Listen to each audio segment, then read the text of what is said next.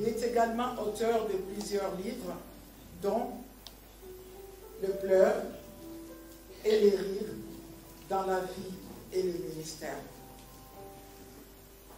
Et le diable s'éleva pour m'aider. L'évangile au temps du soir, ainsi que le recueil de la première Pentecôte de la sagesse. Prédicateur de l'évangile, il existe dans le corps de Christ le ministère du docteur. C'est lui, notre orateur de ces jours, que je vous prie d'accueillir.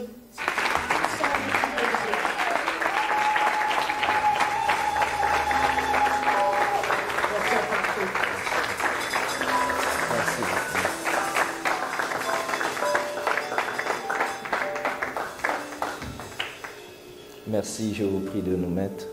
Seigneur, nous te disons merci pour ce moment. Nous venons encore te dédier ces instants. Nous croyons, Éternel, à ta sainte présence au milieu de nous.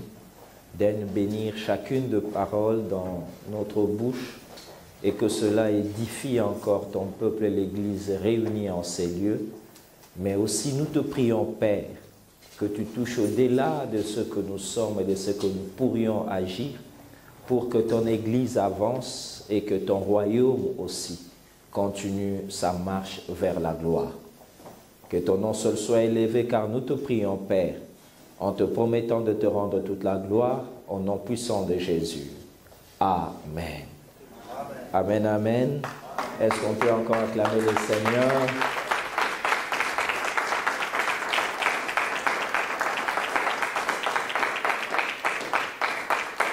Shalom, shalom. Nous remercions le Seigneur pour cette occasion que nous avons de nous retrouver pour partager la parole du Seigneur dans le cadre de cette vision Éphod, qui est une vision de vulgarisation de la parole prophétique. Nous remercions vivement toute l'organisation qui a permis que cette journée ait lieu, et nous savons aussi que les hommes de Dieu si présents sont occupés à plusieurs tâches, mais se disposer pour être là, c'est un honneur que nous bénéficions et pour lequel nous vous remercions vivement et nous bénissons les Seigneurs. Nous sommes là pour partager la parole du Seigneur dans cette vision autour de ce message « Quelle force pour les enfants ?» Afin de profiter au mieux de notre temps, j'aimerais juste faire la lecture de la parole de Dieu et que par ces textes, nous puissions tous ensemble nous édifier sur ce que le Seigneur nous a mis à cœur à ce sujet. Ésaïe chapitre 37 du 1er au 3e verset. Ésaïe 37 du 1er au 3e verset. Est-ce qu'on peut lire la parole de Dieu?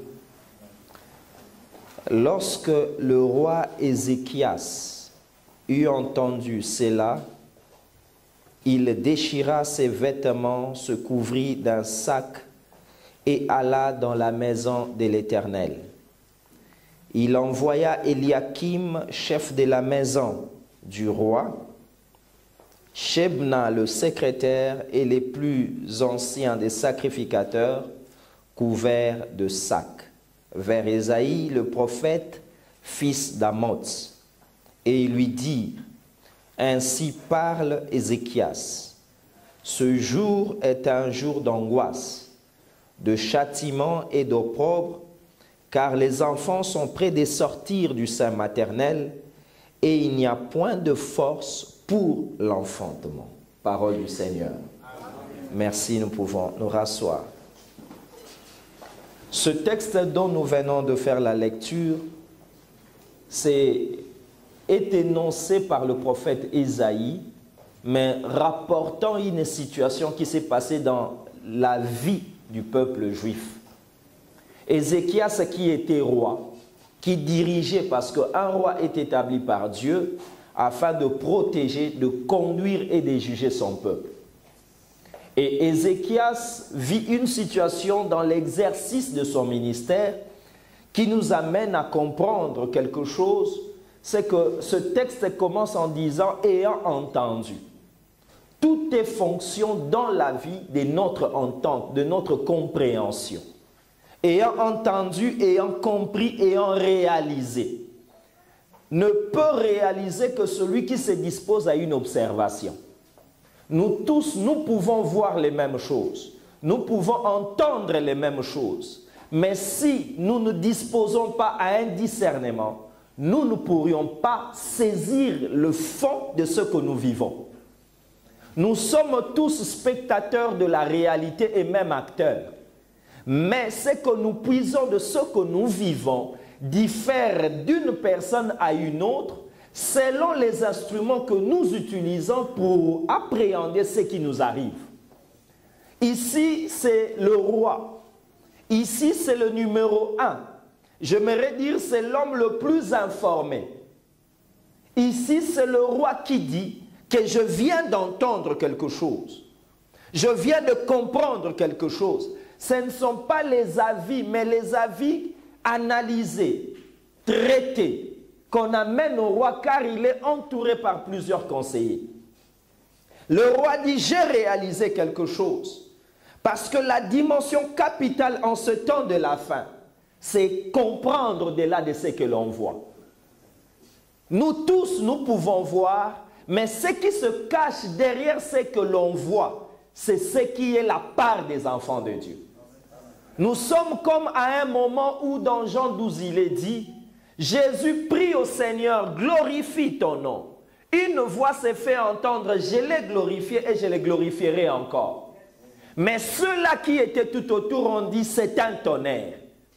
D'autres ont dit, c'est un ange qui lui a parlé. Et Jésus se tourne vers les disciples pour dire, c'est à vous que la voix s'est fait entendre. Pour Jésus, c'est la voix. Mais pour le commun de mortels, c'est un tonnerre. C'est-à-dire un phénomène physique normal. Ce que tu vois normal n'est pas normal pour un inspiré. Ce que tu vois ordinaire n'est pas ordinaire. Car pour un enfant simple, il dira aujourd'hui, le ciel est dégagé, c'est pourquoi il y a les étoiles.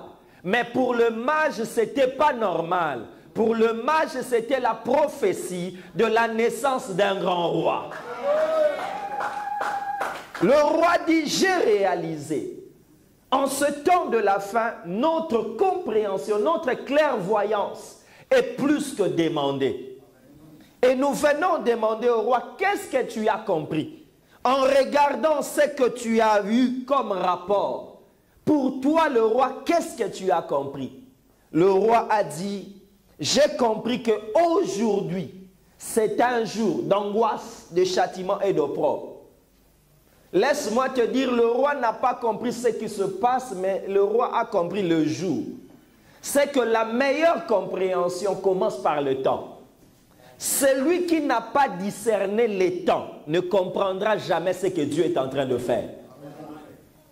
Le temps, c'est le cadre établi par Dieu, justifiant ses actions. Je répète, le temps, c'est le cadre établi par Dieu pour justifier ses actions. Dieu, dans les temps passés, tuait les gens. Aujourd'hui, il ne les tue pas. A-t-il changé? Non. Le temps a changé. C'est le temps qui lui permettait de tuer et c'est le temps qui lui dit ne tue pas parce qu'il y a un sang qui parle plus que celui d'Abel, qui crie non pas vengeance, mais qui crie pardon. Le roi dit, j'ai compris qu'aujourd'hui, c'est un jour qui doit être plus que les autres, bien compris. Je pose la question à Ézéchias, mais qu'est-ce que tu as compris dans ce jour? Il dit, d'abord, c'est un jour d'angoisse. Je suis roi, c'est vrai, je suis béni, oui, je suis élevé, oui, mais quand je regarde l'état de mon église, quand je regarde le pays où je vis, je dis c'est un temps d'angoisse.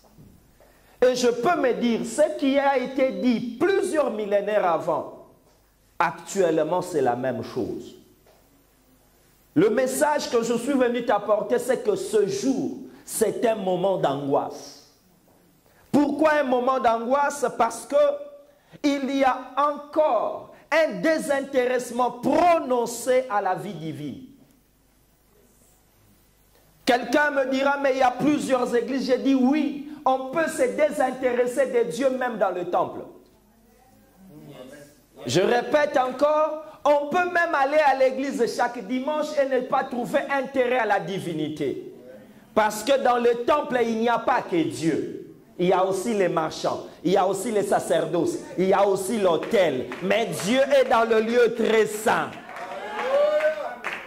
Nous vivons un temps d'angoisse parce que nous constatons que de plus en plus, la vie divine n'est plus là. Nous aimons les cultes, nous aimons les activités, mais nous n'aimons plus la dynamique qui a créé l'Église. La dynamique qui a créé cet engouement, cette dévotion qui a changé les choses. Ce jour est un jour d'angoisse parce que les gens ne s'intéressent plus à la vie divine. Mais ce n'est pas seulement un jour d'angoisse, c'est aussi un jour de châtiment. Qui est châtié et par qui est-il châtié? Je me dis, c'est un jour de châtiment parce que la croissance des autres mouvements spirituels châtie l'Église. Il n'a jamais été pensé par Dieu que l'Église évolue et soit première ex aequo avec les autres. Il a toujours été prévu que quand l'Église monte, que les autres descendent. Et que quand les autres monteraient, l'Église souffrira. Ce que je suis en train de dire, c'est Sarah qui me l'a dit. On ne peut pas accepter deux fils d'Abraham dans la maison parce que Ismaël persécutera toujours Isaac. Si nous voulons la paix d'Isaac, il faut chasser Ismaël. Si nous voulons que l'Église grandisse, il faudra qu'elle ait de la suprématie sur les autres mouvements.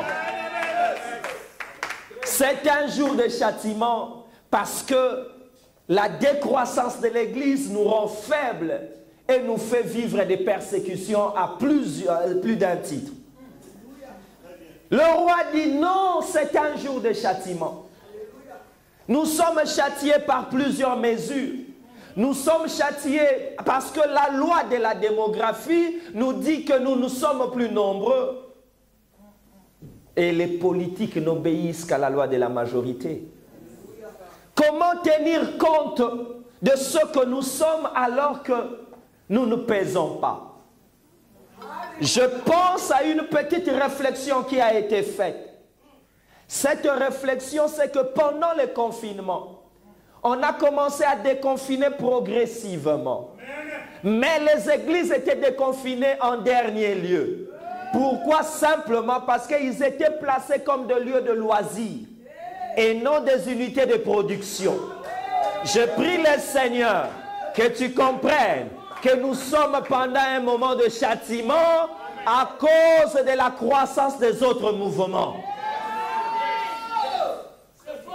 Le roi Ézéchias a dit c'est un jour d'angoisse parce qu'il n'y a plus d'intérêt.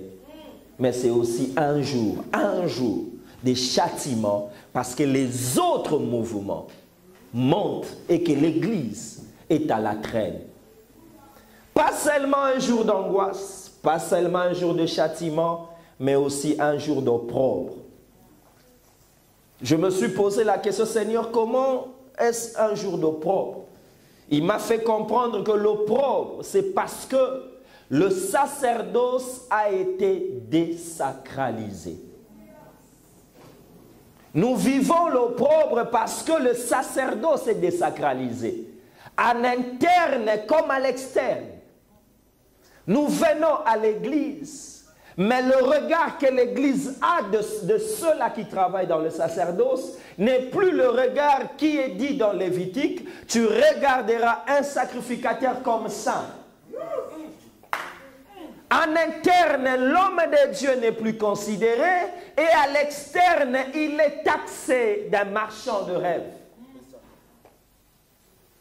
le sacerdoce a été désacralisé.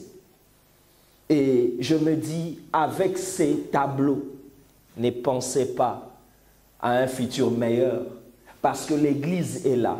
Ne comprenant pas la valeur du sacerdoce, elle se transforme en Michal. Michal qui était au balcon et qui regardait en bas son mari David en train d'adorer. Et pour Michal, David n'avait pas à faire cela parce que ça les diminuait. Quand l'Église ne saura pas regarder le ministre de Dieu avec dignité, c'est la stérilité qui viendra comme châtiment. Aucun ministère ne peut produire dans un environnement où il n'est pas loué. Amen. Je ne parle pas de considérer, je parle de louer. Quelqu'un peut me dire, tu es en train de blasphémer. Je dis non, la louange est aussi autorisée aux hommes. C'est pourquoi Proverbe dit, la femme qui craint l'Éternel, c'est celle qui sera louée. C'est que même les hommes peuvent être loués. L'Église doit louer le ministère afin que le ministère affecte l'Église à la maternité. Et le roi Ézéchias dit, ce jour, c'est un jour d'angoisse, de châtiment et d'opprobre. Pourquoi toute cette situation? C'est bien d'établir le tableau de l'Église, de dire ça ne va pas, il faut arranger. C'est bien, mais ce matin, il y a une solution peu ordinaire qu'on ne trouve, qu'on ne parle pas assez. C'est ça le conseil prophétique d'Ézéchias. Il dit, le châtiment, l'opprobre et l'angoisse sont là parce que les enfants sont prêts à sortir, mais il n'y a pas de force. Quel rapport, Ézéchias, entre la situation difficile que nous vivons avec la maternité? Comment expliquer que nous vivons des temps difficiles, mais toi, tu es en train de nous dire que les enfants, il faut leur chercher la force afin qu'ils sortent? Je n'arrive pas à comprendre jusqu'au moment où j'ai compris que dans la vie, tous les problèmes que nous avons attestent l'absence d'une certaine race. Je répète, tous les problèmes que nous avons attestent qu'il y a un absent. Quand les Israélites pleurent en Égypte, ça atteste que Jochebed doit enfanter Moïse.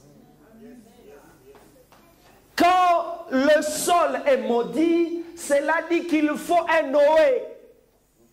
Car seul Noé apporte le repos à la terre que l'Éternel a maudite. C'est que le problème d'une manière simple de la nature, de l'humanité, c'est que quand nous nous trouvons devant un défi, il faudra qu'une femme enfante la personne qui doit relever les défis. Je pensais qu'il y avait de Noé dans cette salle. Le sol est maudit, mais il faut de nouvelles naissances. Il faut une nouvelle génération. Il faut un autre type de ministère qui viendront compléter sans contredire, mais pour faire avancer l'œuvre. Je me pose la question, Esaïe, pourquoi tu me dis ça? Il dit, c'est la vérité. Quand il y a des Philistins qui nous persécutent, ne cherchez pas à vous défendre. Dites seulement à Manoach de libérer sa femme. Parce que si la femme de Manoach est libérée et qu'elle devient enceinte, il y aura Samson. Et quand il y aura Samson, les Philistins seront détruits. Je suis venu dire à quelqu'un, le problème que nous rencontrons est dû à la stérilité d'une femme ou à l'incapacité d'une femme d'enfanter. C'est pourquoi Esaïe dit, les enfants sont prêts. Quand vous lisez ce texte, dans d'autres versions, vous verrez par exemple Darby dire que les enfants sont prêts jusqu'au méa. Ça veut dire à l'ouverture de la matrice. Mais il manque la force pour accoucher. Les enfants sont prêts, mais nous ne les manifestons pas. Les enfants qui doivent nous compléter, qui doivent nous aider sont prêts. Mais nous ne comprenons pas cela. Quelqu'un me dira, mais Seigneur, pourquoi ça? J'ai dit, mais c'est ça la vérité. Les péchés ne continuent pas parce que les hommes sont mauvais. Mais les péchés continuent parce que Marie n'a pas encore accepté de devenir grosse. Car c'est l'enfant de Marie qui viendra ôter le péché. Les problèmes continueront jusqu'à ce qu'une femme puisse enfanter. Mais à cette femme-là, qui est l'image de l'Église, mais qui est aussi l'image du ministère, nous venons à ce message pour dire il te faut de la force pour enfanter. On ne peut pas accoucher sans force. On ne peut pas manifester une vie si on ne sait pas comment s'y prendre. C'est pourquoi j'ai eu des pensées pour me poser la question, pourquoi il faut accoucher? Parce que premièrement, chaque génération a sa mission. Peu importe la grandeur d'un homme de Dieu, il ne vivra jamais 2 jours. Il vivra dans son jour et il remplira la tâche de ce jour, car Jésus a dit à chaque jour suffit sa peine. Et l'autre jour demandera d'autres ouvriers. Quelqu'un me dit, non, mais Dieu prend beaucoup d'ouvriers. J'ai dit, attention, la parabole des ouvriers loués à plusieurs temps, c'est dans un même jour, mais à différentes heures. Pas dans 2 jours. Jésus a dit, on prendra les ouvriers de la première heure, pas du premier jour, de la deuxième heure, pas du 3e jour. C'est que tous les ouvriers sont dans un même jour. Après ce jour, il faut d'autres. Chaque génération a sa mission. C'est que la meilleure des choses qu'une génération puisse faire, accomplir sa mission et à la fin, faire tout pour manifester l'autre génération qui complétera sa mission. Pourquoi je le dis? Parce que la deuxième raison, seules les générations futures peuvent garantir le succès du travail actuel. Seules les générations futures peuvent et pourront garantir le succès que tu fais maintenant. Ah oui, c'est pourquoi chaque fois qu'il y avait un enfant qui régnait, on disait que Dieu bénisse ton père qui lui a été donné d'avoir un bon fils. Parce qu'il ne fera pas seulement perpétrer les noms, mais il protégera aussi les sépulcres. La gloire des fils, c'est de protéger les sépulcres de père. C'est ce qui a amené même le ministère et les livres de Néhémie. Dieu n'a jamais oint Néhémie pour bâtir les murailles, mais il a vu le souci de protéger les sépulcres. Il faut que les enfants naissent. Et pour que les enfants naissent, malheureusement, il y a un problème de force. Quelle est cette force qui est demandée à l'Église? Et quelle est cette force qu'il nous faut rechercher? Je me dis que la force de manifester les enfants ou la force d'accoucher dépend de 3 éléments. Dépend de 3 éléments. On ne peut pas accoucher sans d'abord qu'il y ait sémence. Le premier élément, c'est la sémence. Le premier élément qui fait exercer la force pour les enfants, c'est d'abord la sémence. Or, nous le savons, nous tous, que la sémence par excellence, ce n'est que la parole de Dieu. Nous voulons les hommes meilleurs. Prêchons la parole des hommes meilleurs. Nous voulons les hommes craignant Dieu. Prêchons la parole des hommes craignant Dieu. Nous voulons les hommes meilleurs, supérieurs. Prêchons l'évangile supérieur. Et quand je pense à cela, Nombre 14 me renseigne d'une situation, le chapitre 13 et 14e. Les enfants sont sortis de l'Égypte. Ils ont traversé le désert. arrivé à Kadesh Barnéa, qui est le poste frontalier pour commencer la conquête. Et je considère que ce poste-là, c'est ça le Méa. Et que le désert, c'est le ventre d'une femme. Parce que l'Égypte, c'est là où Dieu était descendu. Dieu est descendu en Égypte pour appeler une femme selon Cantique des Cantiques, mais pour lui dire, je te parlerai au désert. C'est au désert que la sémence a commencé. C'est au désert que la parole a travaillé. Mais il fallait maintenant que cette parole manifeste la génération qui va conquérir Canaan. Arrivé à Kadesh Barnéa, la force qui était requise, c'était d'abord la parole. Malheureusement, 10 prédicateurs se sont levés et ils ont dit, il ne faut pas avancer. Parce que ce pays-là, il est bon, mais on ne pourra pas l'avoir. D'ailleurs, il y a des géants. En d'autres termes, c'est impossible. Et au chapitre 14, il dit, dans ce cas, nommons un chef et retournons. La puissance de l'enseignement peut faire que les gens continuent avec Dieu ou se limitent avec Dieu et même abandonnent Dieu. Tout ce qui peut arriver n'a comme source et origine première que la parole. Nous sommes le fruit des enseignements reçus hier. Et demain sera fait par la prédication d'aujourd'hui. 10 personnes, cela veut dire la loi de la majorité, fait que les gens enseignent la loi du moindre effort, enseignent l'impossibilité dans la parole de Dieu, enseignent une certaine attitude latente où on accepte les situations sans foi de les changer.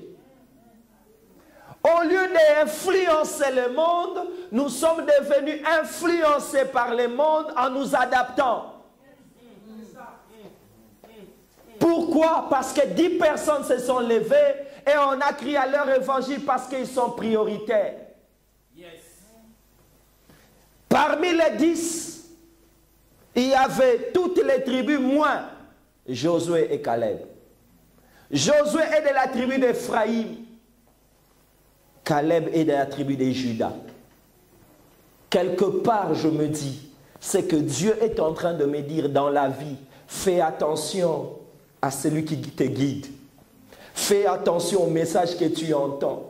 Si ça vient d'Ephraïm, tu es heureux, parce qu'Ephraïm croit toujours que même sur une terre étrangère, Dieu peut me faire prospérer.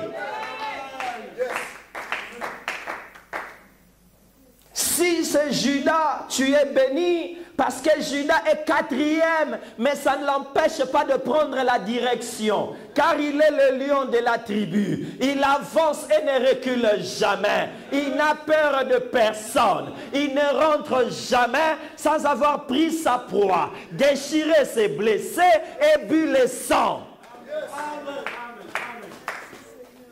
La sémence, c'est la première force pour manifester. Malheureusement, les 10 continuent à parler.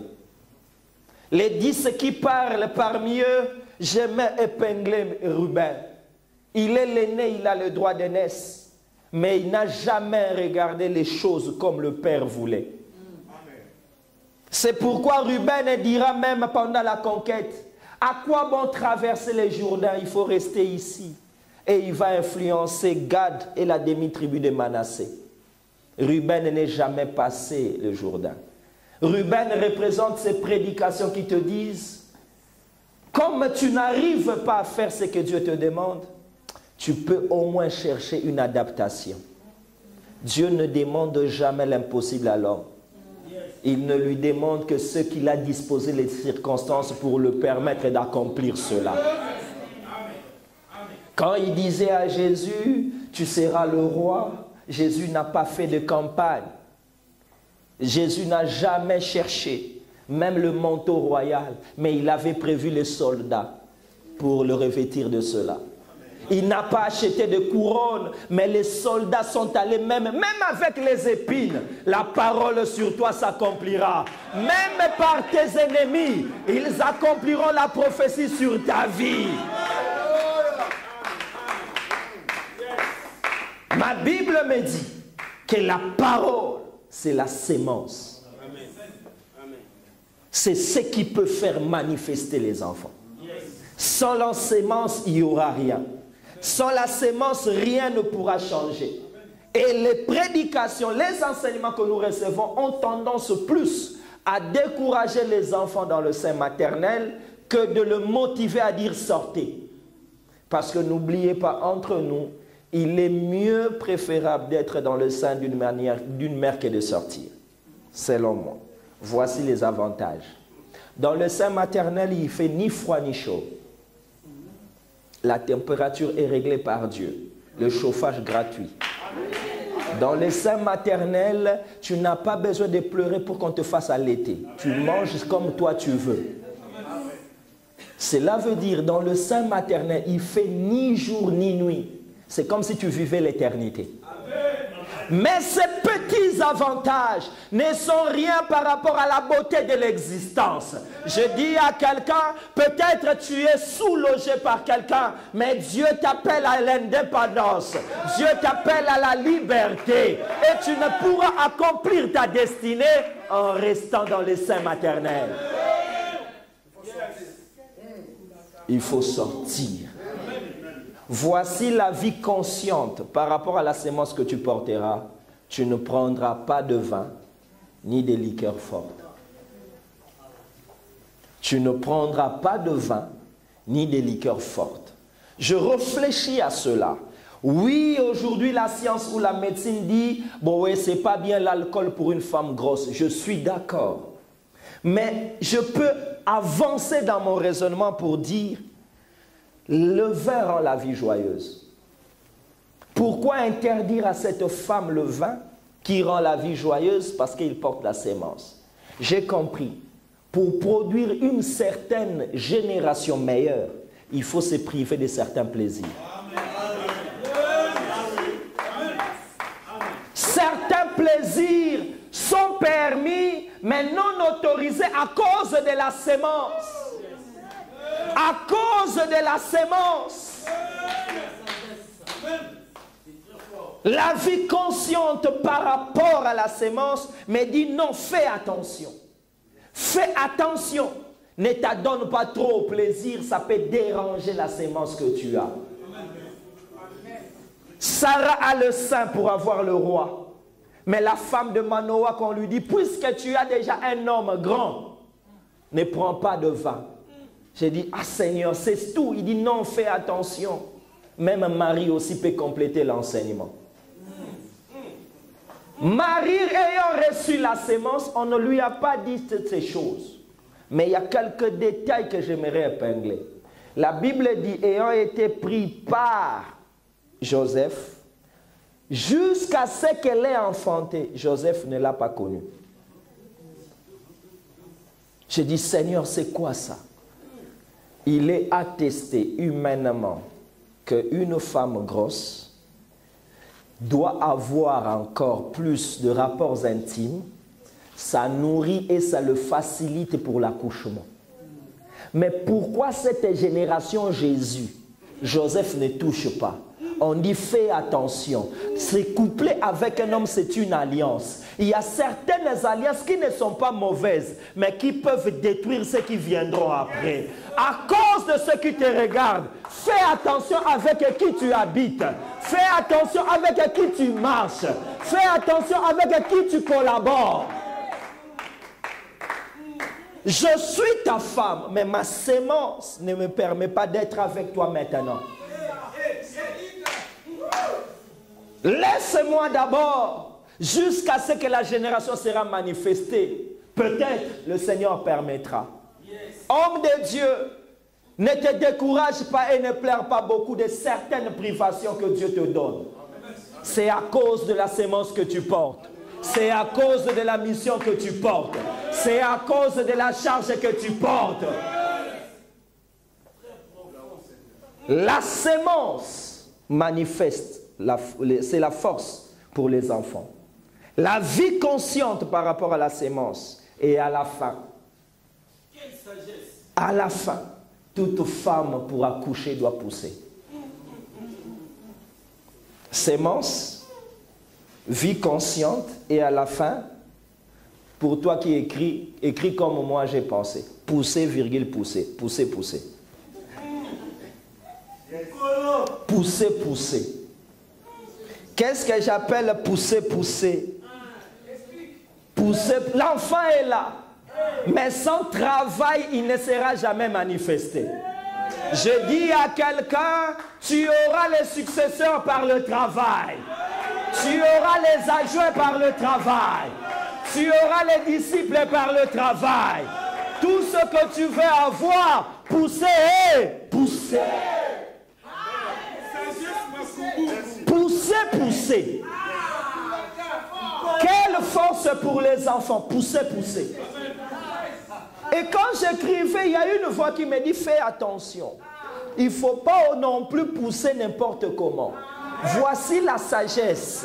C'est qu'avant de pousser, attends d'abord les douleurs. Quand les douleurs augmentent, c'est alors il faut faire quoi? Pousser. Je dis à quelqu'un, quand on te critiquera, pousse. Quand on te découragera, pousse. Quand les choses deviendront dures, pousse. Quand les gens ne croiront pas en toi, poussez, poussez. Je répète encore, poussez, poussez. Ne pousse pas n'importe comment. J'aimerais dire à quelqu'un, la meilleure offrande est toujours donnée avec l'âme. Quand ça ne va pas, c'est alors il faut pousser. Parce que ce que toi tu dis, ça ne va pas. En réalité, c'est la lutte de l'enfant pour sortir. C'est la lutte de l'enfant pour sortir. Alors toi aussi fais quoi? Pousse. J'ai la sémence. Je mène une vie consciente par rapport à cela, mais à la fin je dois pousser. Je dois pousser parce que si je ne pousse pas, l'enfant sera noyé. Beaucoup ont noyé leur vision pour refus de pousser. Par peur de pousser. Il s'est dit, mais maintenant que j'ai la douleur, ne fais jamais l'erreur de chercher le meilleur temps. Je l'ai dit dans ma première Pentecôte de la sagesse, le meilleur temps n'existe pas. Il n'y a que des hommes meilleurs qui savent saisir le temps. Je répète, pousser, pousser. Quand il y a des douleurs, toi pousse. Quand ça ne va pas, toi pousse. Parce que ce n'est que comme ça que l'enfant sortira. Sans cela, l'enfant ne pourra pas sortir. Voici mon petit message que je vous ai apporté. Quand je l'ai préparé, j'ai fini, Dieu me dit, mais ce ne sont pas que le maire qui sont responsables, il faut aussi parler aux enfants. J'ai dit, mais Seigneur, mais ce sont les mamans qui doivent enfanter. Il dit, ne fais jamais l'erreur. La maman fait sortir l'enfant qui a déjà frappé à la porte. C'est de là où j'ai compris, l'enfant, la mère n'accouche pas, c'est l'enfant qui sort, mais accepté par la mère. Et j'aimerais dire aux enfants, sortez. Les mères sont prêtes à vous faire sortir, mais vous aussi, sortez. Quelqu'un m'a dit, non, c'est pas vrai. J'ai dit, laisse-moi te lire ce petit verset. Donne-moi juste quelques minutes pour te lire ce petit verset. C'est Osée 13, 13. Osée chapitre 13, verset 13 dit ceci. Salomon. Les douleurs de celles qui enfantent viendront pour lui. C'est un enfant peu sage. Oui, au terme voulu, il ne sort pas du sein maternel. Les douleurs sont là. La mère pousse, mais l'enfant n'est pas sage. Parce qu'il ne veut pas sortir. Ça peut choquer les scientifiques, mais la Bible est vérité. C'est l'enfant qui sort. C'est pourquoi il y a eu lutte entre Ésaü et Jacob pour sortir.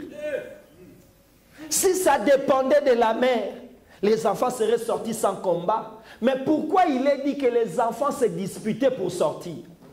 Demande Zéra et Péretz. L'enfant, le premier a fait sortir sa mère.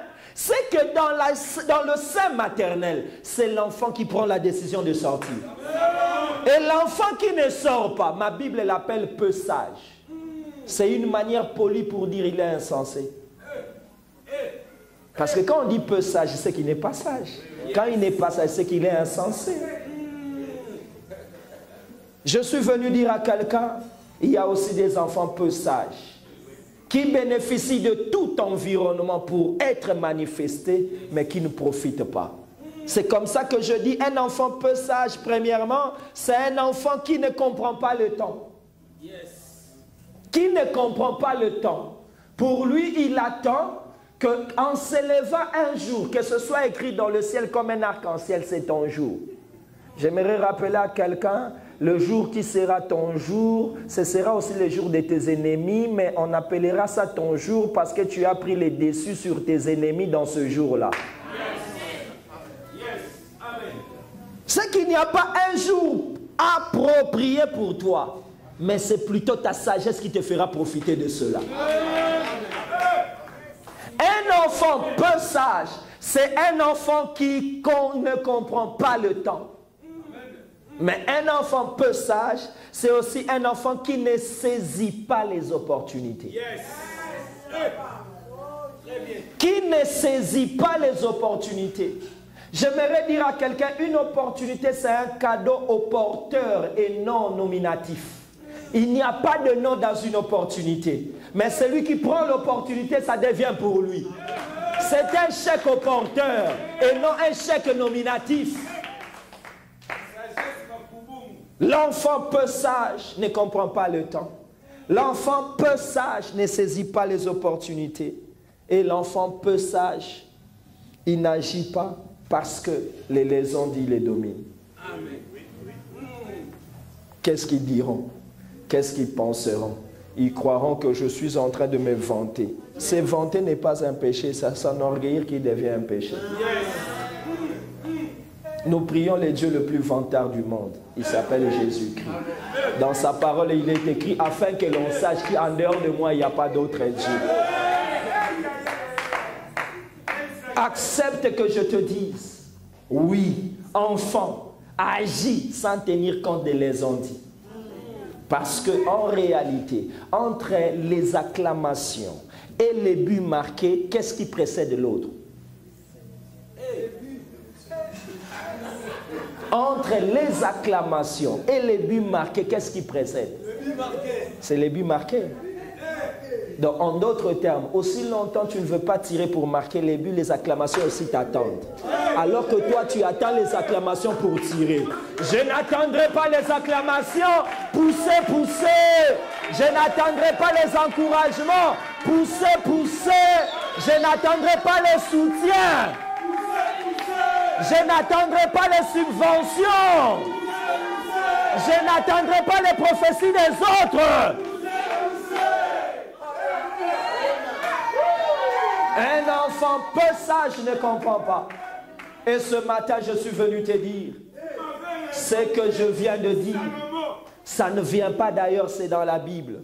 Et quand j'ai préparé ces messages, un ami m'a dit, tu as raison. J'ai dit raison comment? Il dit, mais oui, parce que moi qui m'appelle Finet, j'ai saisi les temps. Je n'étais pas connu.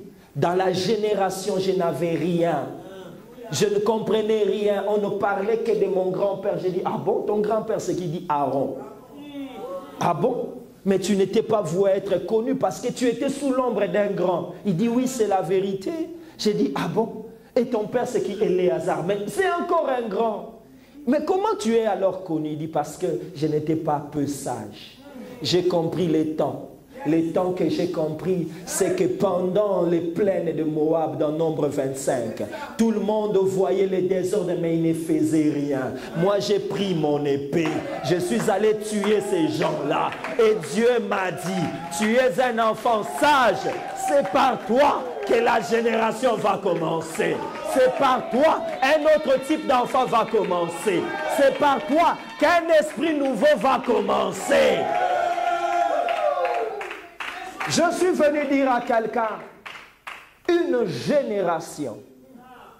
Tu peux te placer comme enfant par ce message, mais tu peux te placer aussi comme mère.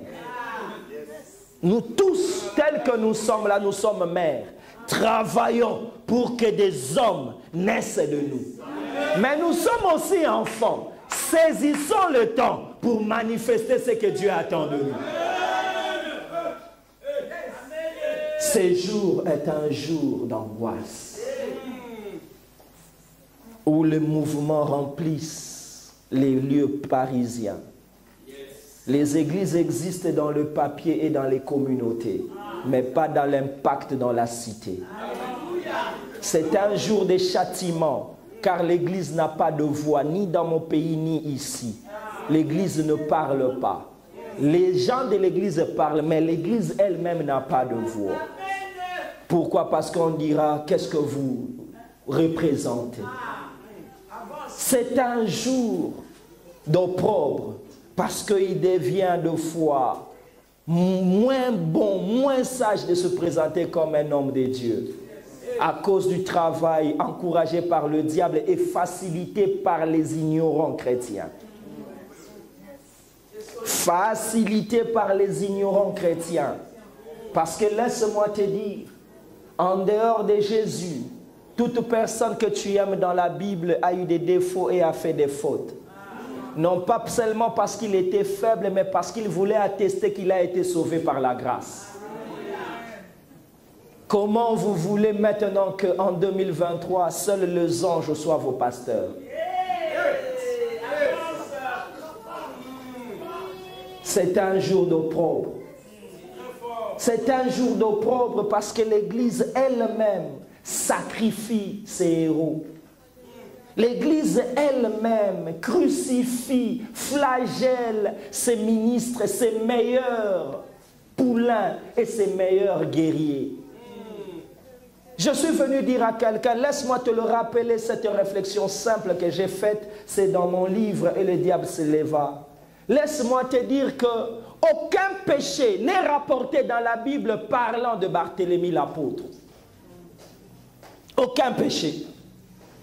Aucun reproche n'est fait à Philippe sur le plan de conduite. Aucun péché. Mais le seul grand pécheur de tous les apôtres, selon moi, à mon avis, c'est Pierre. Parce qu'il a renié Jésus. Il a renié Jésus, pas une fois, plus d'une fois. Il a juré ne pas le connaître. Mais ce Pierre-là, l'Église primitive, ne l'a jamais mis de côté. Je demande pourquoi. La réponse est simple. Sais-tu que si on le suspend, on suspend aussi ses clés, parce que le Seigneur lui a donné les clés.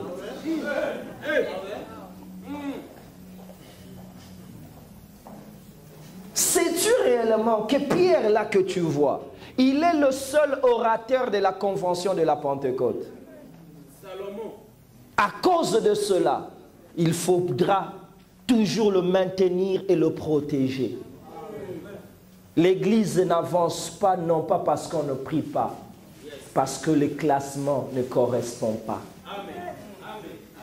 On ne sait pas placer les buteurs à sa place parce qu'on s'est dit il n'a pas fait de bonnes études alors que sa place c'est les buteurs. Si vous demandez les études, placez-lui manager. L'Église a besoin de tuer Goliath, mais l'Église continue à demander à David, quelle formation militaire as-tu fait? L'Église est en train de vivre de moments de difficulté à cause de cette incompréhension dans la manière de Dieu d'opérer. Un jour de châtiment, d'opprobre et un jour d'angoisse. Parce que ce que nous vivons, la vie divine n'est plus là. Ce que nous vivons aujourd'hui, les autres mouvements nous persécutent. Et ce que nous vivons aujourd'hui, les ministères ou les sacerdoces est désacralisé. À l'interne comme à l'externe. Et la seule solution, ce ne sont pas les conférences, ce ne sont pas des tables rondes, c'est la maternité. Car les enfants qui doivent relever les défis ne pourront jamais, le défi ne pourront jamais être relevé par le père. Le père se limitera à avoir un fils. Et le fils fera son travail parce que chaque génération a sa mission.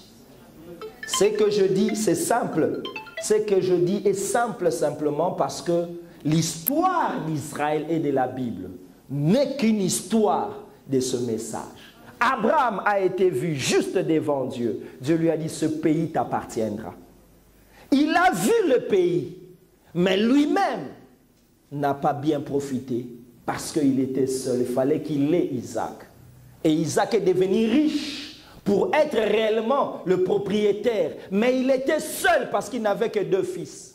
Un pays ne doit être comblé que par une grande population. Isaac a pris Jacob et Jacob s'est multiplié.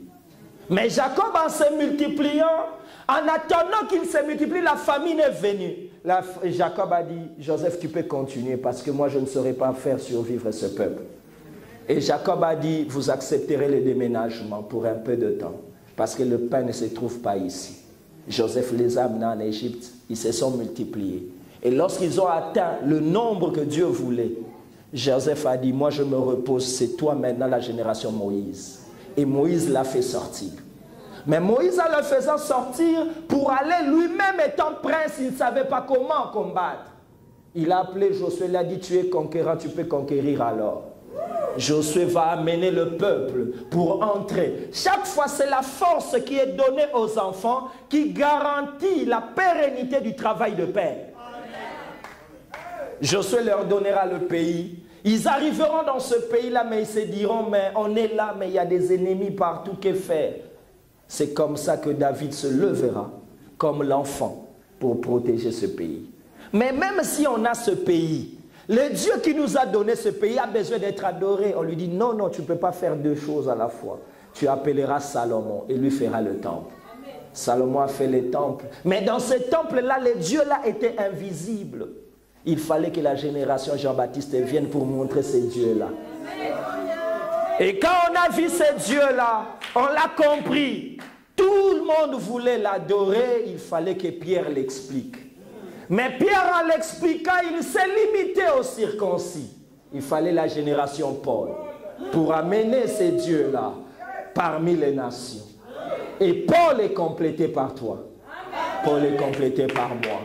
C'est la force pour manifester les enfants. Que Dieu vous bénisse.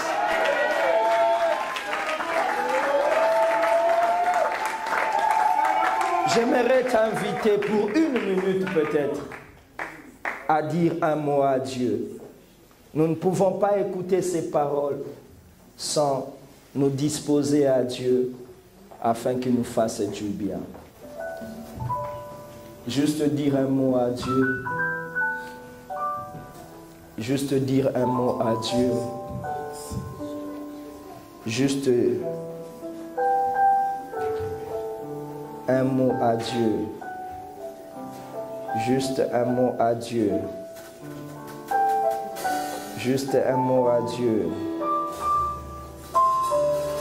Juste un mot à Dieu.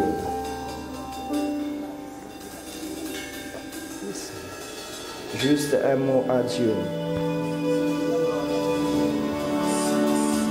Dieu.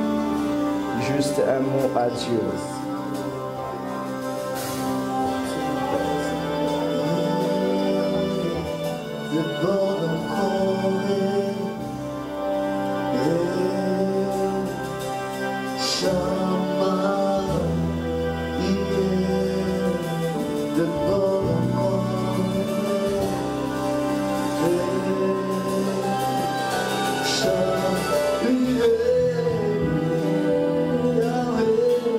Seigneur, nous te disons merci.